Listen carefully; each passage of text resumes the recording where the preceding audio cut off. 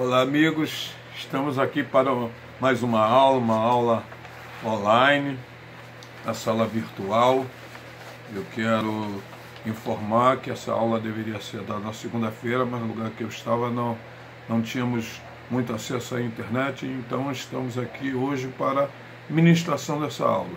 Que Deus abençoe meus alunos do Seminário Base, Ministério Rema. Sou grato a Deus por estar participando com vocês nesse momento. Bom, eu quero falar primeiramente sobre soteriologia, como já tem iniciado essa aula, né? Vou recapitular explicando o que significa soteriologia. A palavra soteriologia vem de do sentido grego de doutrina da salvação. Soterion, tá? E logias, né? Soterion, salvação, e logia, estudo, que se aplica a estudo concernente à salvação. Bom, qual a origem da salvação? Podemos passar a discutir esse primeiro ponto. Qual a origem da salvação? O que é salvação? O que significa salvação? São pontos que eu quero abordar nessa breve aula. Bom, em primeiro lugar, significa ser tirado de um perigo, livrar-se, escapar. A Bíblia fala de salvação como a libertação do tremendo perigo de uma vida sem Deus, tá? Então, a salvação, a salvação tem esse significado. O que significa salvação? Tá? Em primeiro lugar, ser tirado de um lugar perigoso, ser resgatado de um lugar perigoso. A propósito, nós estávamos caminhando em um lugar perigoso desde a queda do homem, então foi necessário Deus enviar seu Filho ao mundo para nos salvar, nos resgatar, nos redimir, tá? Então, isso que é salvação. Então, o que significa a salvação? Salvação acompanha uma série de outras coisas. Nós temos aqui, a salvação acompanha primeiramente perdão dos pecados. O homem, para ser salvo, ele precisa reconhecidamente aceitar Jesus e se tornar um cristão salvo em Cristo Jesus, para que seus pecados sejam perdoados. Então, o primeiro ponto que eu quero destacar na soteriologia, doutrina da salvação, é perdão dos pecados.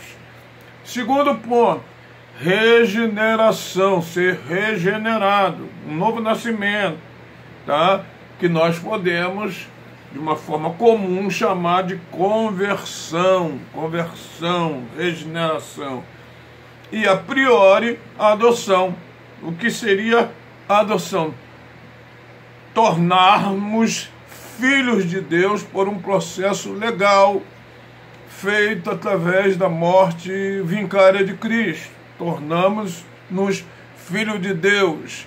Nós éramos criaturas feitas por Deus, e agora somos filhos, tá? Então, a salvação, ela tem dois processos. Ela tem um sentido limitado e tem um sentido mais amplo. O que seria a salvação no sentido limitado? Nós temos alguns exemplos aqui. Biblicamente, nós temos alguns exemplos, e podemos dar esse exemplo, em sentido mais limitado. 2 Coríntios, capítulo 6, verso 2, que diz assim: eis aqui o dia da salvação. Então, o dia da salvação, no sentido mais limitado, é o dia que você aceita Jesus, tá? Naquele momento é o dia da sua salvação. Temos também em Atos capítulo 16, depois você pesquisa de uma forma mais ampla, esses versículos que eu estou nominando, ou que estou dando, Atos, né, no capítulo 16, no verso 31, que diz assim: crê no Senhor Jesus e serás salvo tu e a tua casa. Esse é um sentido limitado. Basta crer? Sim, num sentido limitado, basta crer no Senhor Jesus e a salvação vai alcançar você e a sua casa, tá? Temos outro, em Atos capítulo 2, 21, que diz assim: todo aquele que invocar o nome do Senhor será salvo. Atos 2, 21. Simples, sentido limitado. Todo aquele que invocar o nome do Senhor Jesus será salvo. Todo aquele. Então, uma salvação que é estendida a todos aqueles que querem estar debaixo dessa mão poderosa para se salvar. É só invocar o nome. É muito simples, no sentido mais limitado, tá? Mas também temos outro, 2 Coríntios capítulo 7, no verso 10. Isso eu quero que você, que é meu aluno, anote esses versículos, depois pesquise esses versículos, entendendo que a salvação aqui tem dois sentidos. Sentido limitado, um sentido mais comum, um sentido mais simples.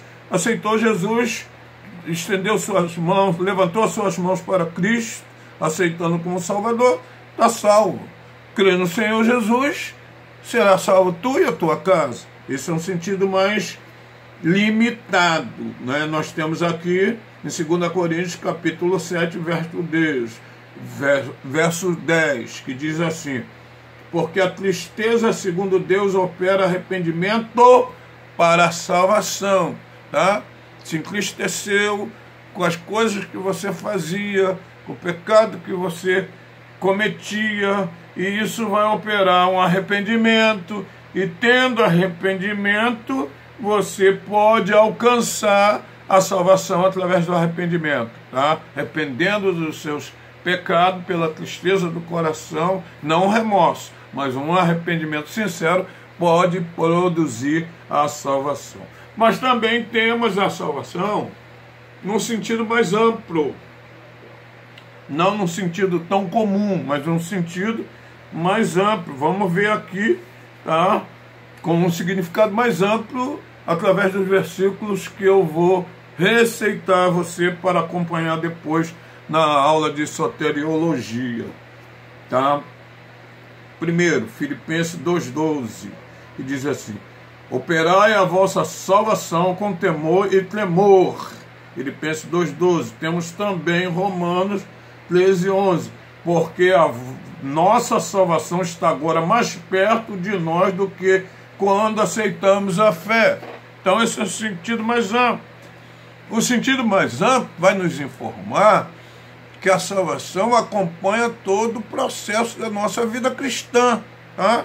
Num sentido mais comum, estou salvo desde o momento em que levantei minha mão para Jesus Cristo, mas eu preciso ir galgando cada processo mais amplo dessa salvação. E aí, os versículos que eu estou dando no apóstolo Paulo em Romanos vai dizer que a nossa salvação agora está mais perto, tá? Ele está falando que a nossa redenção, que nós seremos tirados deste lugar, desta terra, que também é um lugar perigoso. Enquanto estivermos aqui, mesmo sendo crentes, nós estamos sujeitos aos reveses da vida, aos processos, talvez de uma queda, mas o apóstolo Paulo diz: alegrai-vos, porque a salvação agora está mais perto de que quando aceitamos através da fé. Então ele nos informa que quanto maior o tempo, quando o tempo maior os sinais da volta de Jesus, poderemos estar mais felizes, porque sabemos que estamos mais próximos da nossa salvação, num sentido mais amplo, tá? Em Romanos 13:11. Nossa salvação agora está mais perto de nós do que quando aceitamos a fé. Isso é uma verdade bíblica. Então, a verdade bíblica vai nos informar isso. Também temos aqui, em 1 Pedro, capítulo 4, no verso 18. Você pode acompanhar e anotando todas essas referências, para que depois você possa conferir na soteriologia e acompanhar essa aula através do aconchego do celular, tá? O que diz 1 Pedro, capítulo 4, 18? Diz assim: e se o justo apenas se salva, onde aparecerá o ímpio e o pecador? Tá? Então, se apenas o justo se salva, onde aparecerá o ímpio e o pecador? 1 Pedro 18. E nós temos também 1 Coríntios, capítulo 1, verso 18, que diz assim: a palavra da cruz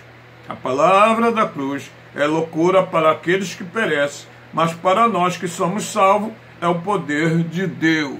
Então, a cruz, o evangelho pregado, as renúncias que fazemos, as oferendas e as ofertas que vêm do nosso inimigo, tá? Às vezes parece loucura um ser humano não beber, um ser humano não se prostituir, um ser humano não viver essa vida de pecado que é tão comum, né, nas pessoas que não são cristãs.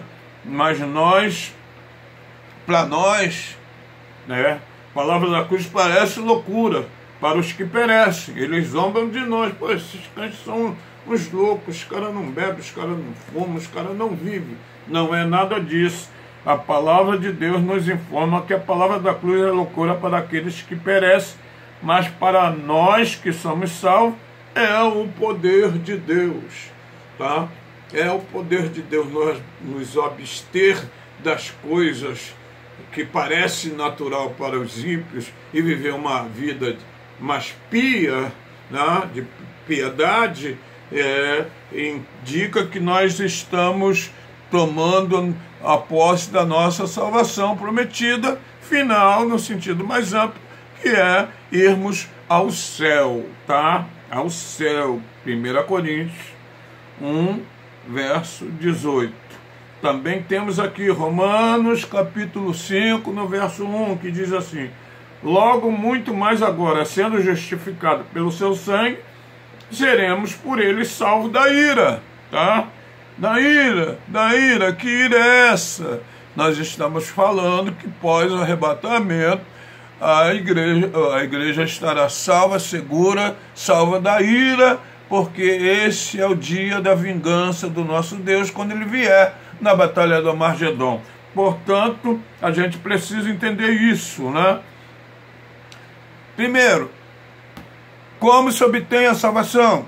A salvação é obtida exclusivamente pela fé e pela graça. Pela graça sois salvos, tá? Pela graça sois salvos. Então, o que é graça? Graça nesse sentido aqui dito, tá? Pela Bíblia, embora a Bíblia tenha várias palavras que são iguais, tá? Mas com um significado diferente. No nosso caso aqui, graça seria favor imerecido de Deus. Nós não tínhamos merecimento da salvação.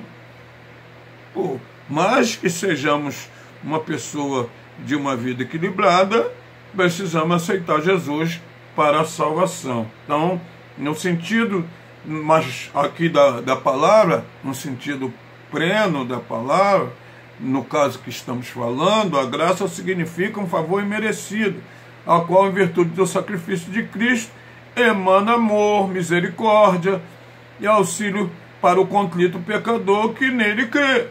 O camarada é pecador, mas tornou-se contrito, né? Sentiu tristeza pelo pecado, produzindo assim um arrependimento.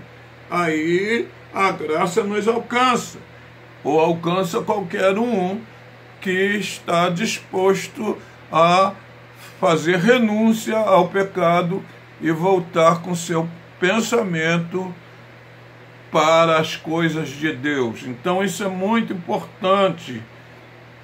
Aí nós temos alguns versículos que vai nos demonstrar isso. 1 Coríntios capítulo 15, no verso 10, que diz assim: mas pela graça de Deus sou o que sou. tá? Dizendo o apóstolo Paulo. Eu não sou o que sou por mim mesmo. Eu não sou o que sou pelo meu merecimento. Eu não sou o que sou pelas coisas que eu faço, tá? Então isso dito pelo apóstolo Paulo serve para a nossa infecção, para o nosso pensamento, de saber que somos salvos pela graça, pelo favor que Deus nos deu sem que nós tivéssemos merecimento. Então essa é uma doutrina soteriológica. A doutrina soteriológica é uma doutrina muito bonita para que nós possamos observar. Mas pela graça de Deus sou o que sou. 1 Coríntios capítulo 15, verso 10. Em Romanos 5,15 também vai nos informar. Muito mais a graça de Deus e o dom pela graça, que é de um só homem, Jesus Cristo, abundou sobre muitos. Tá? Aqui vai nos informar muito mais a graça de Deus e o dom pela graça que é de um só homem, Jesus Cristo, abundou sobre muitos. Tá? Aí eu me lembro daquele versículo famoso de João, do Evangelho de João, no verso 3, no verso 16, que diz assim: Deus amou o mundo de tal maneira que deu o seu único Filho, para que todo aquele que nele cresce não pereça, mas que tenha a vida eterna. A vida eterna, digo eu. Então isso é importante observarmos essa doutrina soteriológica. Nesse dia, nesta aula, eu quero que você nutre no seu coração que você é um salvo em Cristo Jesus, mas precisa continuar caminhando desse processo soteriológico da doutrina da salvação, num sentido mais comum. Você levantou a mão, está salvo. Mas num sentido mais amplo, você continuará caminhando, continuará tomando posse dessa salvação através dos caminhos que você vai trilhar pela sua própria fé em Cristo Jesus e renunciando assim aos pecados que o mundo tanto oferece. Então, também nós temos, para finalizar essa aula, nós temos 2 Timóteo, capítulo 1, no verso 9, que diz assim: o que nos salvou e chamou com uma vocação santa, não segundo as nossas obras, mas segundo seu propósito e a graça que nos foi dada em Cristo Jesus, antes dos tempos dos séculos. Tá? Na próxima aula, que eu creio que vai ser presencial, né? Na próxima aula que estivermos em sala de aula, também abordaremos esse aspecto, tá? Que a graça de Cristo foi dada por Cristo Jesus antes dos séculos. Então a nossa salvação estava sendo preparada, já foi preparada, o Cordeiro já foi imolado antes dos séculos, antes da fundação do mundo. Que Deus abençoe vocês. Até a próxima aula, em nome de Jesus. E até lá.